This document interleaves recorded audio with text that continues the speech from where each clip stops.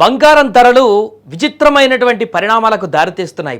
ఎప్పుడు పెరుగుతున్నాయో ఎప్పుడు తగ్గుతున్నాయో అర్థం కానటువంటి పరిస్థితుల్లో ఒకరోజు తగ్గుతూ ఒకరోజు పెరుగుతూ ఉన్నటువంటి బంగారాలు వరుసగా కొన్ని రోజుల నుంచి తగ్గుతూ వస్తుంది.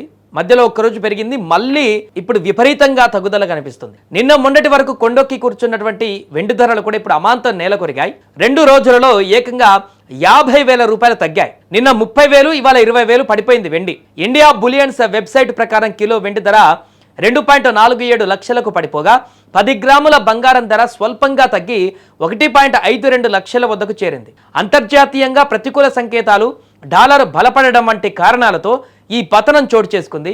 ఇక గత 2 రోజులుగా లాభాలలో పయనించినటువంటి వెండి గురువారం నాటి మార్కెట్ క్రాష్ తర్వాత కోలుకోలేకపోయింది. స్పాట్ మార్కెట్లో వెండి ధర ఏకంగా 20% పతనమై ఔన్స్కు $71 దిగువకు చేరింది. మల్టీ కమోడిటీ ఎక్స్చేంజ్లో మార్చి నెల వెండి ఫ్యూచర్స్ ఏకంగా 26,850 తగ్గి కిలో 2,42,000 వద్ద ట్రేడ్ అయ్యింది.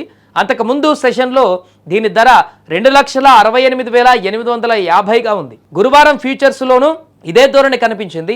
ఏప్రిల్ కాంట్రాక్ట్లో 2,310 తగ్గి 10 గ్రాములు 1,50,736 వద్ద ముగిసింది. ఇక ప్రస్తుతం హైదరాబాద్లో వెండి కిలో 2,47,260 ఉండగా బెంగళూరు, ఢిల్లీ, చెన్నై, కోల్కతాలో 2,47,000కు పైగా కొనసాగుతుంది.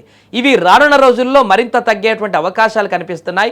ఏదేమైనా కూడా 4 లక్షల వరకు వెళ్ళినటువంటి వెండి ఇప్పుడు దాంట్లో సగం ఆల్మోస్ట్ 2,47,000 వరకు దిగిపోవడం అంటే ఒక్కసారిగా దీనిపైన ఇన్వెస్ట్ చేసిన వారందరూ కూడా భయభ్రాంతులకు గురవుతున్నారు. 3 లక్షలు 3.5 లక్షల పైన ఉన్నప్పుడు ఇన్వెస్ట్ చేసిన వారందరూ కూడా ఇప్పుడు ఏం చేయాలో అర్థం కానటువంటి పరిస్థితుల్లో కొట్టుమిట్టాడుతున్నారు. అయితే సామాన్య మధ్య తరగతి ప్రజలు మాత్రం ఈ తగ్గుతున్నటువంటి బంగారం ధరలను మాత్రం యాక్సెప్ట్ చేస్తున్నారు. రాబోయే రోజులలో ఉన్నటువంటి పెళ్లి ముహూర్తాలకు అనువైనటువంటి సమయం ఇదే అంటూ బంగారు కొనుగోలులకు ఆసక్తి చూపిస్తున్నారు. ఏదేమైనా రాబోయే రోజులలో ఇంకా తగ్గుదల ఇలానే కొనసాగుతుందా, లేకుంటే యూటర్న్ తీసుకొని మరలా పెరిగేటువంటి అవకాశాలు ఉన్నాయా?